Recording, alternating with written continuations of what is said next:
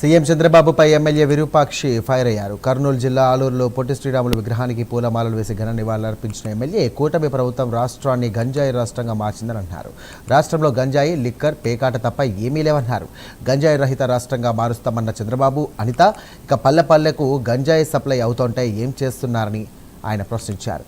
Drugs తీసుకున్న MP పుట్టా మహేష్కు show cause నోటీసులు ఇవ్వడం కాదని పార్టీ నుండి సస్పెండ్ చేయాలన్నారు ఎమ్మెల్యే విరూపాక్షి.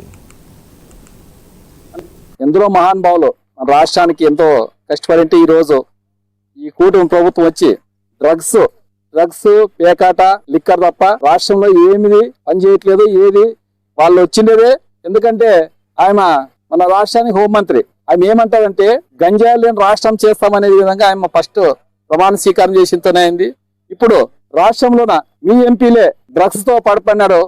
ఎంపీ గారు ఉన్నతమైన పదవిలో ఉన్నాడు. ఆయన ఫస్ట్ మేము కోరుకున్నది ఒకటి, ఆయన్ని మీరు ఒక సోకాస్ నోటీసులు ఇస్తే సరిపోదు, ఫస్ట్ ఆయన్ని పార్టీనే సస్పెండ్ చేయాలా, ఆయన పార్టీకి రాజీనామా చేయాలనే విధంగా మేము కోరుకుంటున్నాము. అదేవిధంగా ఎంతో మంది ఎమ్మెల్యేలు ఈరోజు మీరు ఆనవాయితీ అయిపోయింది, మీకు అరాచకాలు చేస్తున్నా, అత్యాచారాలు చేస్తున్నా, ఈ డ్రగ్స్ మొత్తం ఈ నుంచి ఏం నడుస్తుంది అంటే ఫస్ట్ అత్యాచారాలకి ఇవన్నిటికీ ఒకటే ఉండేది డ్రగ్స్ మన రాష్ట్రంలో సిల్విడిగా పల్లెలకి, మా ఏరియాలో ఈ డ్రగ్స్ అంటే తెలియదు, పల్లెలకు చేరింది ఈ గంజాయి కానీ డ్రగ్స్ కానీ. ఈ చంద్రబాబు నాయుడు ఏం చేస్తున్నాడు మాకు తెలియదు.